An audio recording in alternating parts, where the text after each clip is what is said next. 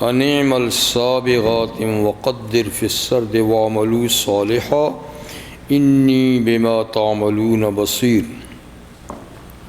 ولسلیمان الریح غدوها شہر ورواحها شہر وأصلنا له عین القطر ومن الجن من يعمل بين يديه بإذن ربه ومن يزغ منهم عن أمرنا نذقه من عذاب السعير يعملون له ما يشاء من محاريب وتماثيل وجفان كالجواب وقدور الراسيات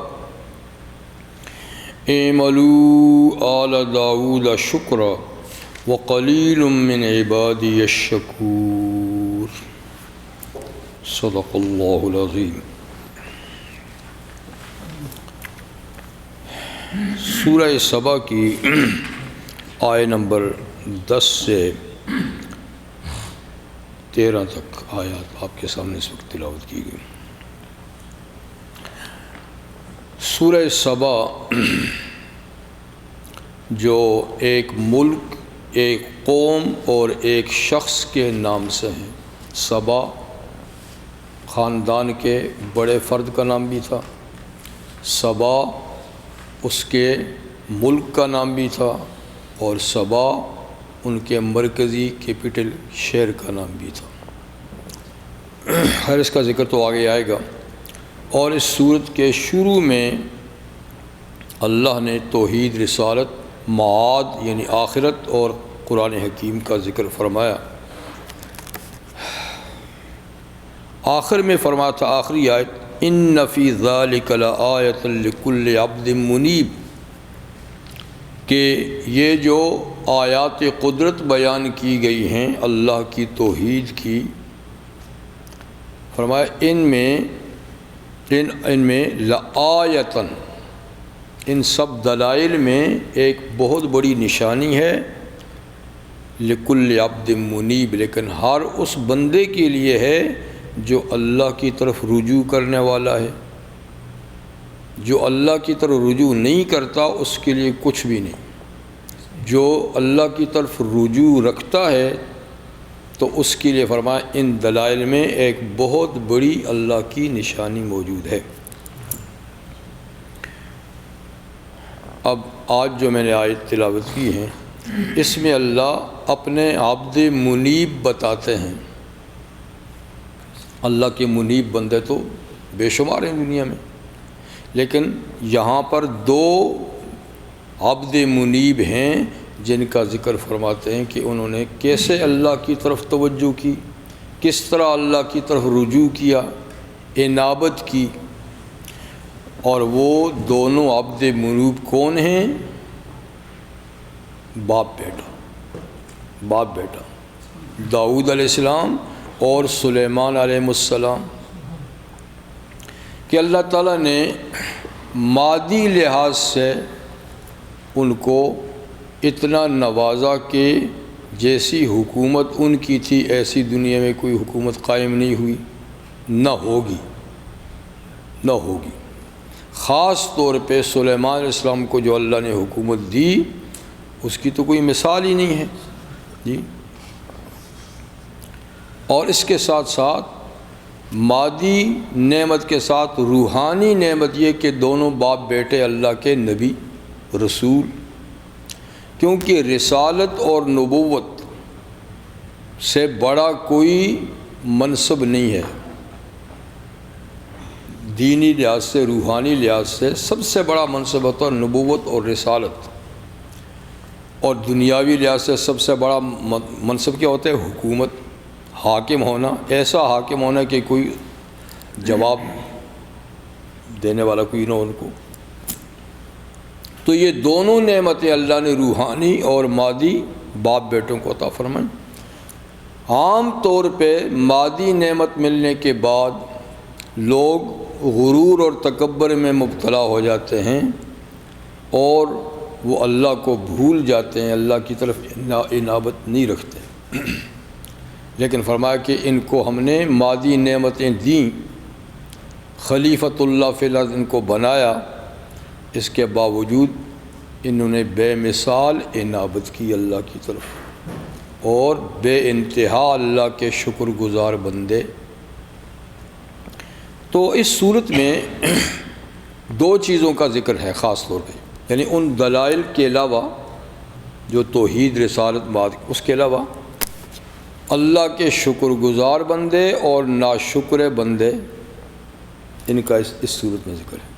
تو پہلے شکر گزار بندے ان کا ذکر ہے، اب اس کے بعد ہوگا جو اللہ کے ناشکر بندے تھے ان کا، وہ قوم سبا ہے۔ ان کو بھی اللہ تعالیٰ نے بے مثال مادی نعمت عطا فرمائی، حکومت عطا فرمائی، لیکن انہوں نے شکر نہیں کیا تو سب کچھ کو خدا نے ملیا میٹ کر دیا۔ اور ان دو بندوں کو بھی اللہ تعالیٰ نے نعمتیں عطا فرمائیں، انہوں نے بے انتہا شکر ادا کیا۔ تو اللہ کا قانون ہے کہ شکر کرو گے تو نعمتیں اضافہ کروں گا، ناشکری کرو گے تو اگلی بھی لے لوں گا، اور تو کیا دینی پہلی بھی لے لوں گا۔ تو بس یہ اس صورت کا خاص موضوع ہے۔ تو اب عبد منیب جو ہیں ان کا اللہ ذکر فرماتے ہیں۔ اللہ کی طرف انابت، رجوع، یہ بہت بڑی چیز ہے۔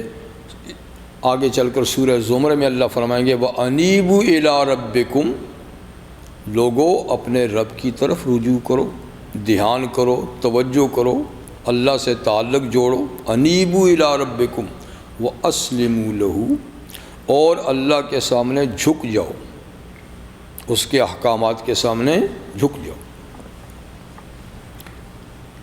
تو فرماتے ہیں کہ وَلَقَدْ آتَيْنَا دَاوُودَ مِنَّا فَضْلًا، اور یقیناً ہم نے داؤد علیہ السلام کو اپنی طرف سے فضیلت عطا فرمائی، بزرگی عطا فرمائی، فضلہ فضیلت اور بزرگی عطا فرمائی۔ اور وہ یہ کہ ان کو اللہ تعالیٰ نے نبوت اور رسالت عطا فرمائی، اور نبوت اور رسالت یہ سب سے بڑی بزرگی ہے۔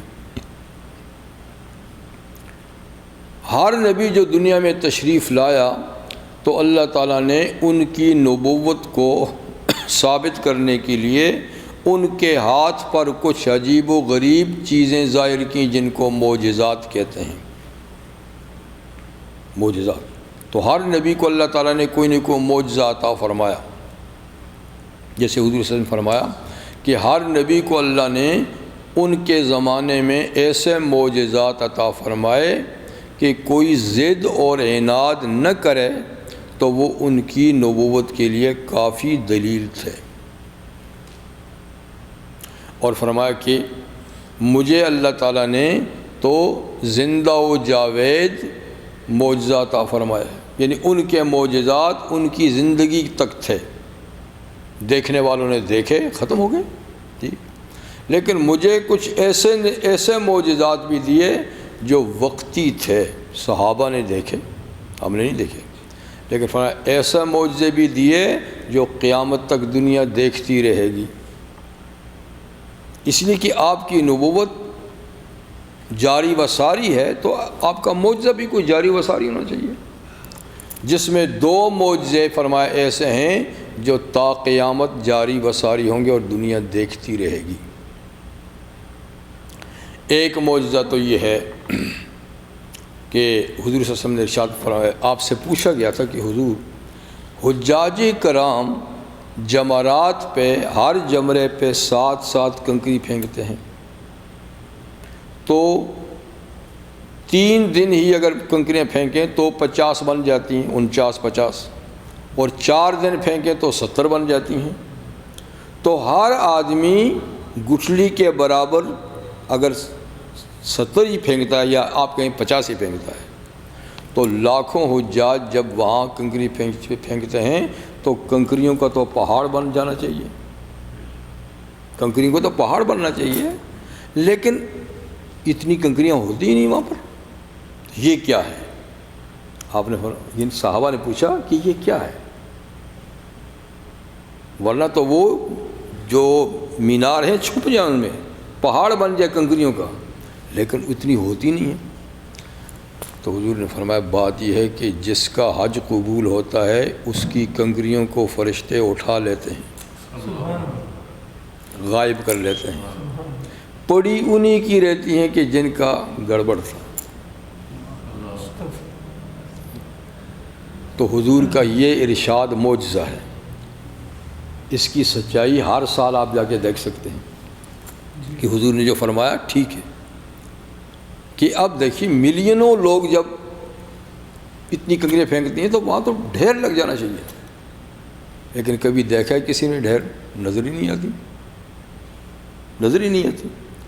اور اب کچھ تھوڑا تھوڑا لوگ اٹھانے لگے ہیں وہاں سے، ورنہ کچھ زمانہ پہلے تک تو کنکریاں اٹھانے کا رواج ہی نہیں تھا، ہر سال کی پڑی رہتی، ہر سال کی تو ہوتی نہیں تھی، تو کیوں اٹھائیں؟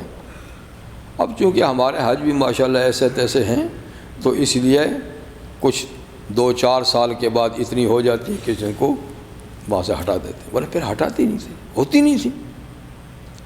تو حضور صلی اللہ علیہ وسلم کی اس ارشاد کی سچائی قیامت تک یعنی دیکھنے والے دیکھیں گے، یہ بھی ایک معجزہ ہے۔ اور دوسرا فرمایا کہ قرآن حکیم زندہ معجزہ ہے، کہ یہ قیامت تک غیر مبدل کی حیثیت سے کوئی اس میں تبدیلی نہیں ہوگی، قیامت تک دنیا اس کو دیکھتی رہے گی۔ تو میرے یہ دو یعنی حضور کی یہ دو ارشادات کہ قرآن نہیں بدلے گا، کنکریاں فرشتے اٹھاتے ہیں، تو یہ دائمی معجزے ہیں، ٹھیک ہے۔ تو اس طرح ہر نبی کو معجزے ملے، تو یہاں اللہ تعالیٰ حضرت داؤد علیہ السلام اور سلیمان علیہ السلام کے بھی کچھ معجزات کا ذکر فرماتے ہیں۔ داؤد علیہ السلام کو اللہ تعالیٰ نے ایک خوش الحانی، خوش آوازی کا معجزہ دیا تھا، ایسی سریلی آواز، ایسا نغمہ کہ کسی اور کی ایسی سریلی آواز نہیں تھی۔ یعنی اس آواز میں جب وہ تلاوت کرتے، زبور جو ان کے اوپر نازل ہونے کتابی ہے، اور زبور احکامات کی کتاب نہیں تھی، حمد و ثنا کی کتاب تھی۔ بنی اسرائیل میں احکامات اور قانون کی کتاب صرف تورات تھی۔ ہر نبی جو بنی اسرائیل کا آیا تو تورات ہی کے احکامات پہ عمل کرتا رہا، یہاں تک کہ انجیل جو دوسری بڑی کتاب ہے اس میں بھی بہت زیادہ احکامات نہیں، زیادہ احکامات تورات ہی کے ہیں، لیکن کچھ ہیں۔ لیکن زبور یہ تو ٹوٹلی بالکل حمد و ثنا۔ تو آپ اللہ کی حمد و ثنا اس کتاب کے ذریعے ایسی سریلی آواز میں کرتے تھے کہ کائنات ساری آپ کی ہم نوا ہو جاتی تھی۔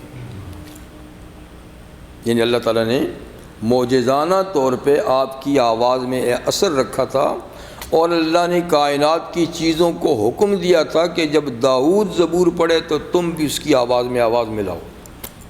تو ایک عجیب کیفیت ہوتی تھی، پہاڑ بھی جھوم رہے ہیں، درخت بھی پڑ رہے ہیں، دریا بھی ہیں، پرندے بھی ہیں، ساری چیزیں نا ان کے ساتھ نغمہ سرا ہوتی تھیں، اور اللہ کی کتاب کی تلاوت کا شوق بھی اتنا زیادہ تھا ان کو کہ حدیث میں ہے آپ اپنے غلام سے کہتے کہ میرا ذرا گھوڑا تیار کرو، کہیں سفر پہ جانا ہوتا تو گھوڑا، تو وہ استبل سے گھوڑے کو نکال کر اس پہ زین وین ڈالتا ہی تھا کہ آپ پوری زبور ختم کر لیتے تھے پڑھ کر اتنی دیر میں۔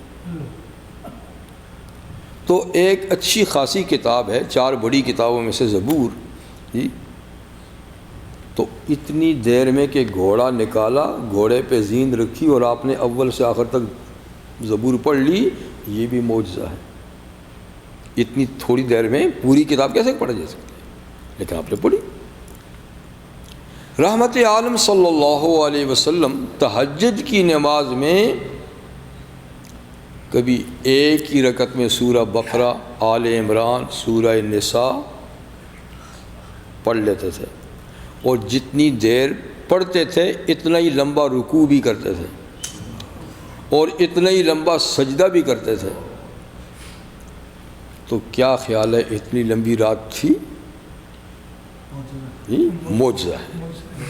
کہ ایسے بندوں کے اللہ رات کو بھی لمبی کر دیتا ہے. ہمارے لیے وہی چند گھنٹوں کی رات ہے، اور یہ بھی بڑی مشہور معروف بات ہے کہ حضرت عثمان غنی ایک رکعت میں پورا قرآن پڑھ لیتے تھے سارا. تو یہ کرامت ہے. ایسی چیز کرامت ہے اگر نبی کے سوا کسی ولی سے صادر ہو، نبی سے ہو تو اس کو معجزہ کہتے ہیں، اس کو معجزہ کہتے ہیں. کچھ آج کل کے عقل کے کورے معجزات کے منکر ہیں. یہ کب ہو سکتا ہے؟ وہ اللہ کے حکموں کو اپنی عقل کے ترازو میں تولتے. بھائی تم اپنی عقل کی خیر مانا وہ سیدھی ہے کہ نہیں؟ جی ہاں. تو بہرحال اللہ تعالیٰ فرماتے ہیں کہ حضرت داؤد علیہ السلام کو جو خوش آوازی کا معجزہ دیا تھا یہ تو ان کی ذات سے تعلق رکھتا ہے. اور دوسرا یہ کہ جب زبور پڑھتے تو یا جبال اوبی ماؤ والطیر، ہمارا حکم تھا اے پہاڑوں اوبی ان کی آواز کو دہراؤ، والطیر اور اے پرندوں تم بھی ان کی آواز کو دہراؤ. جیسے قاری صاحب پڑھتا ہے تو پھر بچہ پڑھتا ہے نا، یا استاد پڑھتا ہے تو پھر بچہ پڑھتا ہے نا. تو اس طرح داؤد علیہ السلام جب پڑھتے تو ساتھ میں پہاڑ بھی پڑھتے، ساتھ میں اوبی ماؤ والطیر.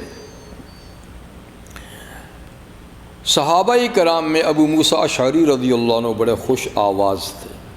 حضور صلی اللہ علیہ وسلم جب ان کی تلاوت سنتے تو آپ فرماتے تھے لقد اوتیت من مزامیر آل داؤد، کہ تمہیں اللہ تعالیٰ نے داؤد علیہ السلام کا لہجہ عطا فرمایا ہے. اور بڑے خوش ہو کر حضور ان کی تلاوت سنتے تھے. لیکن خیر یہ نبی کا معجزہ ہے کہ ان کے ساتھ پہاڑ بھی باقاعدہ پڑھ رہے ہیں، پرندے بھی پڑھ رہے ہیں. تو ایک معجزہ تو یہ ہوا داؤد علیہ السلام کا. جی دوسرا وَأَلَنَّا لَهُ الْحَدِيدَ، ہم نے نرم کر دیا ان کے لیے لوہا. تو آپ جانتے ہیں کہ لوہا ایک بڑی مضبوط دھات ہے اور بہت کارآمد چیز شروع زمانے سے چلی آ رہی ہے. اس کے فوائد کو اللہ نے قرآن میں ذکر کیا کہ لوہا کتنا مفید ہے، اور اس کے نام پر ایک پوری سورت ہے، سورۃ الحدید، 27ویں پارے میں سورۃ الحدید لوہا. تو اس میں اللہ فرماتے ہیں وَأَنزَلْنَا الْحَدِيدَ، ہم نے لوہا پیدا کیا، فیہ بأس شدید، اس میں سخت جنگی سامان تیار ہوتا ہے. تو شروع زمانے میں نیزہ، تلوار، برچھی، یہ ساری چیزیں لوہے سے تو بنتی تھیں. سب سے پہلے لوہے کو کارآمد بنائے ادریس علیہ السلام نے کہ انہوں نے لوہے سے سلائی کی سوئی بنائی. سلائی کی جو سوئی ہے نا وہ بنائی. اس کے علاوہ اور کچھ آلات انہوں نے بھی بنائے. پھر آگے چل کر نوح علیہ السلام کا زمانہ ہے تو کشتی بنی تو کیلیں لوہے کی طرف ٹھونکی گئی نا اس میں. تو یوں ترقی کرتا رہا اس زمانے تک. اور آج بھی آپ دیکھیں تو لوہا کتنا کارآمد ہے اور کتنی چیزیں مضبوط لوہے سے ہی بنائی جاتی ہیں. یہ ہمارے جہاز ہیں، ہماری ٹرینیں ہیں، ٹرک ہیں اور اسلحہ ہے، تو بے شمار چیزیں ہیں جو لوہے سے بنتی ہیں. داؤد علیہ السلام اور موسیٰ علیہ السلام کے درمیان کتنا کافی فرق ہے. بیچ میں نوح علیہ السلام، نوح علیہ السلام تو بہت پہلے کے ہیں. موسیٰ علیہ السلام تو بنی اسرائیل کے ہیں، نوح علیہ السلام تو بہت پہلے زمانے کے ہیں. وہ تو چوتھے نبی ہیں. آدم، شیس، ادریس، نوح علیہ السلام. ان کے بعد ہود علیہ السلام ہیں، پھر صالح علیہ السلام ہیں، ٹھیک ہے نا.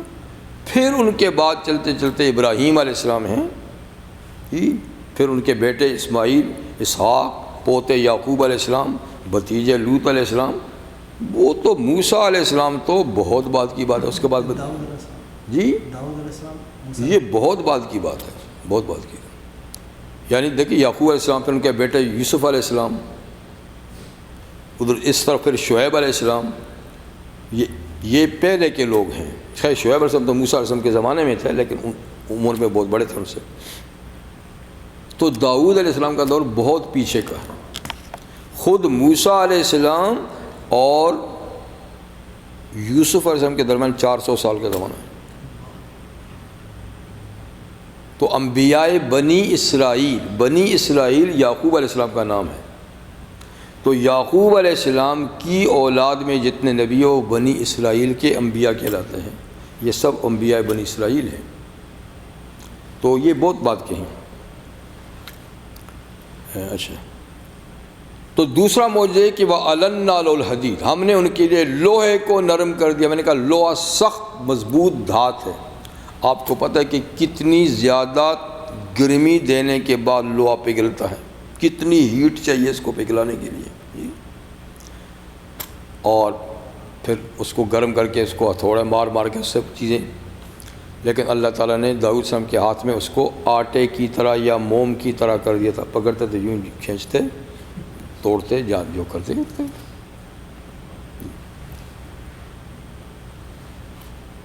مفسر بغوی رحمہ اللہ نے لکھا ہے کہ اس معجزے کے دینے کی وجہ یہ ہوئی، ان کے ہاتھوں میں لوہے کو نرم کرنے کی وجہ یہ ہوئی کہ حضرت داؤد علیہ السلام بہرحال اللہ کے ممتاز بندوں میں سے تھے. حضور فرماتے ہیں کہ کانا عابد البشر، اپنے زمانے کے انسانوں میں سب سے زیادہ عبادت گزار تھے، سب سے زیادہ. حضور صلی اللہ علیہ وسلم نے ان کے روزے کی بھی تعریف کی کہ سب سے اچھا روزہ داؤد صاحب کا تھا کہ ایک دن روزہ ایک دن افطار، ایک دن روزہ ایک دن افطار کرتے تھے. اور یہ بھی ارشاد فرمایا کہ داؤد علیہ السلام نے گھر کا نظام الاوقات ایسا بنا رکھا تھا کہ 24 گھنٹے ان کے گھر میں عبادت ہوتی رہتی تھی. کوئی نہ کوئی فرد عبادت میں مصروف رہتا تھا، ڈیوٹیاں لگا رکھی تھی، خالی کسی وقت 24 گھنٹے میں نہیں ہوتا تھا. اور خود اپنے بھی طریقہ یہ تھا کہ کبھی رات کا چھٹا حصہ جاگتے، 2/3 سو جاتے، کبھی 1/3 جاگتے، 2/3 سو جاتے. تو اس طریقے سے رات کا ایک نہ ایک حصہ انہوں نے اپنی عبادت کے لیے بھی. اور ظاہر بات ہے وہ اللہ کے نبی تھے تو ان کے عدل و انصاف، ان کی حکومت کے عدل و انصاف کا کیا ٹھکانہ ہوگا. پھر بھی وہ حالات معلوم کرنے کے لیے، اپنے بارے میں بھی معلوم کرنے کے لیے لباس بدل کے شہر میں نکل جاتے، پوچھتے کہ لوگوں تمہارا خلیفہ کیسا ہے. ظاہر بات اللہ کا نبی ہے، لوگ تعریف کرتے کہ بڑے اچھے ہیں، بڑے اچھے ہیں. ایک دن چلتے چلتے ایک آدمی، بعض کہتے ہیں کہ وہ اصل میں فرشتہ تھا، آدمی کی شکل میں اللہ نے بھیجا تھا. اس سے پوچھا داؤد کیسے ہیں؟ کہا بڑے اچھے ہیں لیکن سرکاری خزانے سے تنخواہ لیتے ہیں. اگر وہ بھی نہ لیتے نا تو پھر واہ واہ، پھر کیا بات ہے. مقصد اس کا کہنے کا یہ تھا کہ اعلیٰ ترین تقویٰ یہ ہے. یہ نہیں کہ کوئی وہ ناجائز کر رہے ہیں. ظاہر بات ہے کہ آدمی خدمت کرتا ہے، قوم کی خدمت کرتا ہے تو قومی خزانے سے لینے کا اس کا حق ہے. ٹھیک، تو جائز تو اپنی جگہ میں ہے، لیکن کہتے ہیں اتنا اچھا آدمی ہے تو یہ بھی چھوڑ دیتا تو کتنی بات ہے. اچھا، اس کی زبان سے یہ سنا تو واپس آئے تو بہت روئے اللہ کے سامنے کہ یا اللہ یہ داغ بھی میرے ماتھے سے اتار ہی دے. کوئی ایسا سبب پیدا فرما کہ مجھے سرکاری خزانے سے نہ لینا پڑے. تو اللہ تعالیٰ نے لوہا ان کے ہاتھ میں موم کر دیا. چل لیے لو، آسانی کے ساتھ تھوڑے وقت میں اس سے زرہ بنا کر بیچو، ہاتھ کی محنت سے اس سے کماؤ. تو یہ ان کی دعا کہ مجھے ایسا ہنر سکھا دیجئے کہ مجھے وہاں سے نہیں لینا پڑے. یہ تو خدا اللہ کے نبی ہیں، بڑی بات ہے. ہمارے دور کے کئی ایسے حکمران گزرے ہیں، کئی ایسے لوگ گزرے ہیں کہ وہ بھی سرکاری خزانے سے نہیں لیتے تھے، جیسے اورنگزیب عالمگیر رحمہ اللہ جی، یا سلطان التمش، اور بھی کئی اس طرح کے دنیا میں گزرے، لیکن کم ہیں، لیکن ہیں تو صحیح نا جی. تو خیر انہوں نے یہ دعا کی کہ یا اللہ ایسا. تو اللہ نے لوہے کو موم بنا دیا اور ساتھ میں ہنر بھی سکھا دیا، وہ یہ کہ انعم السابغات، کہ اے داؤد آپ زریں بنایا کریں۔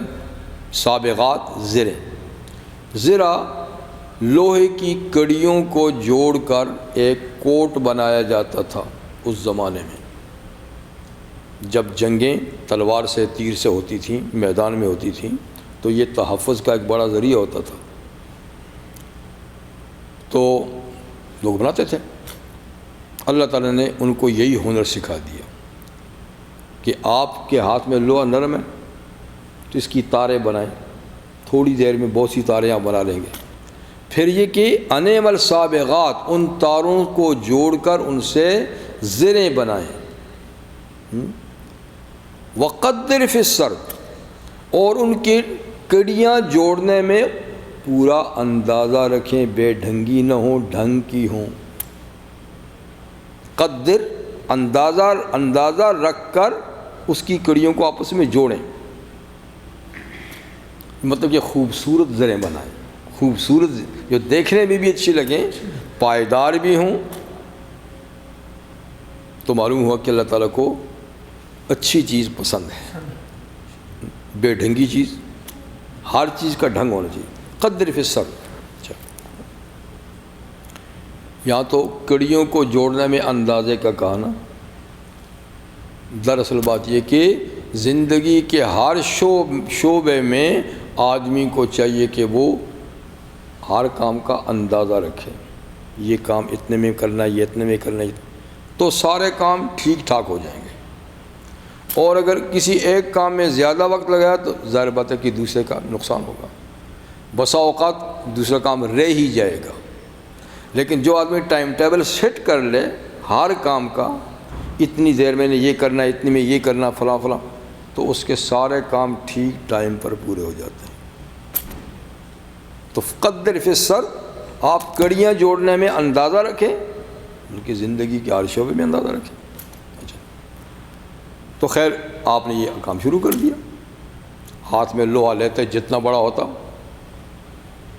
جی، تاریں بنا کر اس کو انداز سے، تو آپ کی بنائی ہوئی زریں کہتے ہیں سب سے زیادہ قیمتی بازار میں فروخت ہوتی تھی۔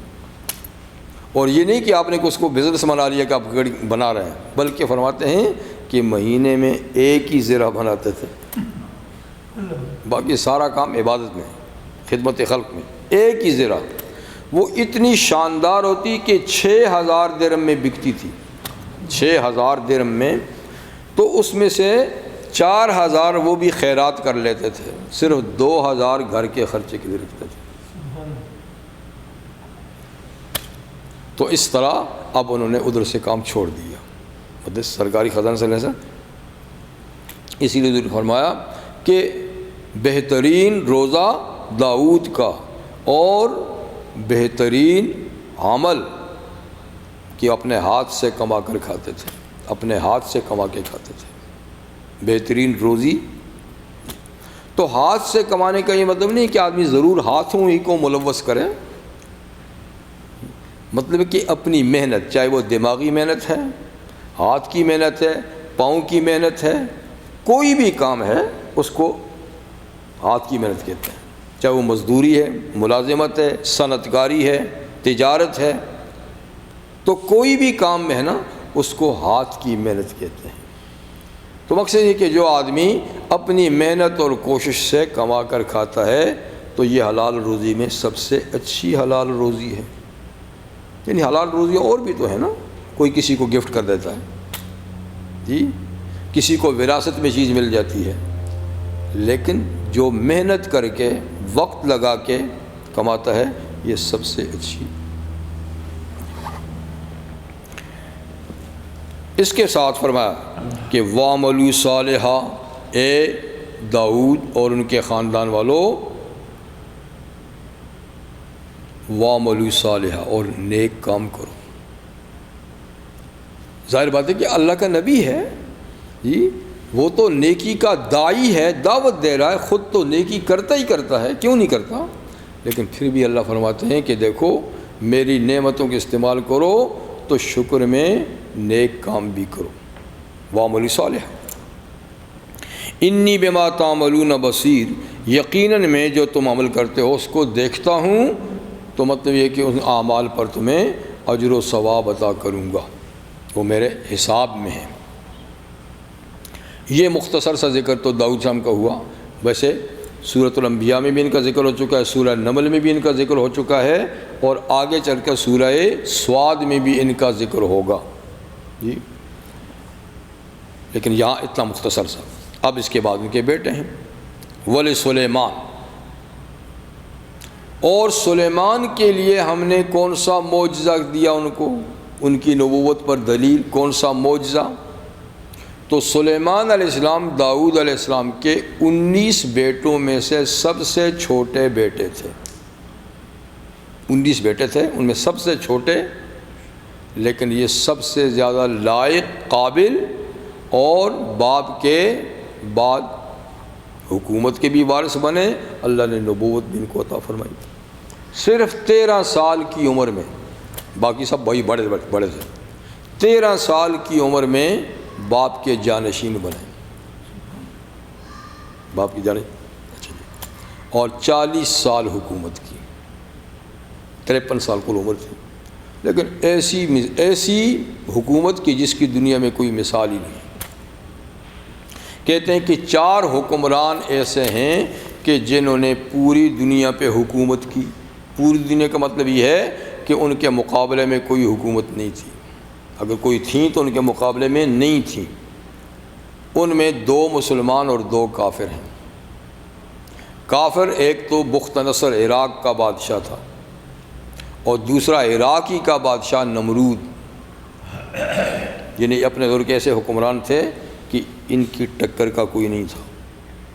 اور مسلمانوں میں ایک ذوالقرنین، وہ اللہ کے ولی تھے، اور دوسرے سلیمان علیہ السلام، کہ ان کے مقابلے کی کوئی حکومت نہیں تھی۔ اور پھر ان چاروں میں جو حکومت سلیمان علیہ السلام کی تھی یہ کسی کے پاس بھی نہیں تھی، یہ کسی کے پاس بھی نہیں تھی، اس لیے کہ ان کی حکومت صرف انسانوں پر ہی نہیں تھی، جنات پر بھی تھی، پرندوں پر بھی تھی جی، ہوا پر بھی تھی، ہر چیز پہ خدا نے ان کو حکومت دی تھی، تو ان جیسی حکومت کسی کے پاس نہیں تھی۔ اسی کا ذکر فرماتے ہیں بولے سلیمان الریحہ، اور سلیمان علیہ السلام کے لیے ہم نے مسخر کر دی، ان کے تابع فرما کر دی کیا؟ ہوا۔ ہوا پرانے یونانیوں کے نزدیک تو ایک بسیط چیز ہے، بسیط مخلوق ہے، یعنی کسی چیز سے مرکب نہیں، لیکن اب سائنسی دور سے ثابت ہوا کہ ہوا بسیط نہیں، مرکب ہے، آکسیجن ہے اس میں، ہائیڈروجن ہے اس میں جی، تو یہ 2-3 مادوں سے مرکب ہے، بسیط نہیں ہے۔ بہرحال ہوا انسانی زندگی بلکہ نباتاتی زندگی کے لیے سب سے زیادہ ضروری چیز ہے، اور اس میں سب سے زیادہ نفیس مادہ آکسیجن ہے، جو خون کو صاف کرتا ہے، خون کو صاف کرتا ہے، اور اسی پر حیات کا دار و مدار۔ اگر ہوا تھوڑی دیر کے لیے بھی رک جائے تو زندگی ختم ہو جاتی ہے۔ یہی وجہ ہے کہ اللہ تعالیٰ نے ہوا کو اتنا عام کر دیا ہے کہ کسی کی کنٹرول ہی میں نہیں، جہاں جاؤ ہوا ہے، جہاں جاؤ ہوا ہے جی، کسی کے کنٹرول میں نہیں۔ دوسری چیز انسانی اور نباتاتی زندگی کے لیے اہم پانی ہے، لیکن اللہ نے اس کو بھی اتنا عام کر دیا ہے، ہم تو سپلائی کر کے اس کی قیمت وصول کرتے ہیں، لیکن اصل میں اللہ کی طرف سے اس کی سپلائی اتنی عام ہے کہ حکومتوں کو بھی چاہیے کہ اس کی سپلائی عام ہی رکھیں، اس پر کچھ نہ رہے۔ اللہ نے جو اتنا عام کر دیا ہے، دریا بہا دیے ہیں، بارشیں ہو رہی ہیں، یہ ہو رہا وہ ہو رہا، اس لیے کہ زندگی کے لیے ضروری ہے۔ تو جو چیز زیادہ ضروری ہوتی ہے زندگی کے لیے، اللہ اس کو اتنی عام کر دیتے ہیں۔ تو خیر سلیمان علیہ السلام کے لیے اللہ نے ہوا کو مسخر کر دیا کہ جس وقت وہ ہوا کو حکم دیتے تو وہ ان کا تخت شاہی اپنی دوش پہ اٹھا کر پرواز کر جاتی تھی۔ یہ سب سے پہلا فضائی بیڑا ہے، جس کی نہ مثال اس زمانے میں تھی نہ آج ہے۔ ٹھیک ہے، آپ نے بڑے بڑے جہاز بنا دیے ہیں، سمندروں میں بھی اتار دیے ہیں، لیکن وہ جہاز جس پہ سلیمان علیہ السلام خود بھی، ان کی فوج بھی، جنوں کی بھی، انسانوں کی بھی، سارے ہی بیٹھ جاتے تھے، تو وہ کتنا بڑا بیڑا ہوگا۔ اور پھر ہمارے جہاز خطرات سے دو چار، جی، اور ایندھن کی ضرورت، اور یہ انجن میں نقصان اور وہ نقصان، اور آپس میں ٹکرانے کے خطرات، کوئی خطرہ ہی نہیں، نہ انجن ہے نہ پیٹرول کی ضرورت ہے، جی، بس ایک تخت شاہی ہے، کرسیاں بچھی ہوئی ہیں، خیمے لگے ہوئے ہیں، کچن بہت بڑا بنا ہوا ہے، اور ایک جیسا کہ پورا شہر اٹھایا ہوا نے پہنچا دیا۔ غدوہ شہر و رواح شہر، کہ صبح اس کا چلنا 1 مہینے کی مسافت کے برابر تھا۔ آج بھی جہاز سب سے زیادہ تیز رفتار ہے نا، فضائی جہاز، تو یہ بھی اتنا تیز رفتار تھا کہ جہاں ایک سوار، گھوڑے سوار 1 مہینہ چل کے سفر پورا کرتا ہے، یہ صبح سے 12 بجے وہاں پہنچ جاتا تھا۔ ورواح اشار، اور شام کا اس کا سفر بھی 1 مہینے کے برابر کی مسافت کا ہوتا تھا، اتنا تیز رفتار بھی۔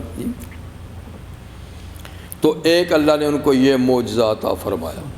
بعض اہل علم کہتے ہیں کہ یہ معجزہ اس بنا پر عطا فرمایا کہ جیسے سورہ سواد میں آئے گا کہ ایک دفعہ جہاد کے گھوڑوں کی وہ دیکھ بھال کر رہے تھے، جہاد کے گھوڑوں، یہ عبادت ہے، اور اس میں اتنے منہمک ہوا کہ عصر کی نماز کا وقت چلا گیا۔ جب انہوں نے دیکھا تو یہ تو نماز کا ٹائم چلا گیا، میں گھوڑوں میں لگا نا، تو انہوں نے کہا کہ لاؤ ان گھوڑوں کو خدا کے راستے میں قربان کر دوں کہ ان کی دیکھ بھال کی وجہ سے نماز ضائع ہوگی، جی۔ تو انہوں نے جتنے جہاد کے گھوڑے تھے سب کو قربانی کر دی، سب کی قربانی کر دی۔ اب قربانی کر دی تو انہی پہ تو وہ لڑائی کے لیے تو وہی استعمال ہوتے تھے اس زمانے میں۔ تو جب اللہ کے نام پر اس کی عبادت کی خاطر وہ گھوڑے انہوں نے ذبح کر دیے، تو اللہ نے ہوا ان کے تابع کر دی، کیا گھوڑے نسی تو ہوا سے، جی، نہ پالنے کی ضرورت ہے نہ گھاس چارے کی ضرورت ہے، جی۔ تو بہرحال کوئی بھی وجہ تھی، لیکن اللہ نے ہوا ان کے مسخر کر دی۔ دوسرا معجزہ جو حضرت سلیمان علیہ السلام کو دیا، وہ اصلنا لہو عین القطر، ہم نے ان کے لیے تانبے کا چشمہ بہا دیا، تانبے کا چشمہ۔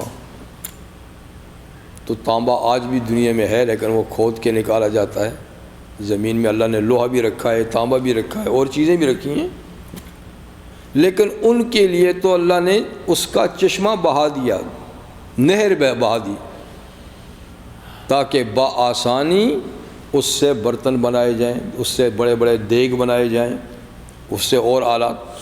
تو لوہے کی طرح تانبا بھی ایک مضبوط دھات ہے، اور قدیم زمانے میں سے آپ کو پتہ ہے کہ بڑے بڑے برتن بنتے تھے، اب بھی بعض جگہ بنتے ہیں، لیکن پہلے کی طرح نہیں ہیں، اب المونیم آ گیا اور دوسری چیزیں آ گئیں، لیکن بہرحال یہ ایک مضبوط دھات ہے، اس کو بھی پگھلانا پڑتا ہے، اور اس کے لیے بھی کافی ہیٹ کی، لیکن ان کے لیے تو اللہ نے چشمہ بہا دیا، یمن میں ایک چشمہ، تو اسی سے برتن بھر کے سانچے بنا کر پلیٹیں بنتی تھیں، جیسے کہ پانی کو آپ سانچے میں ڈال دینا، تو تانبے کا پانی کی طرح بہہ رہا ہے، تو اس کو اٹھایا سانچوں میں ڈالا، جتنے بنائے، پھر اس سے برتن بنائے، اور پھر اس سے اور بڑی بڑی چیزیں بنائیں۔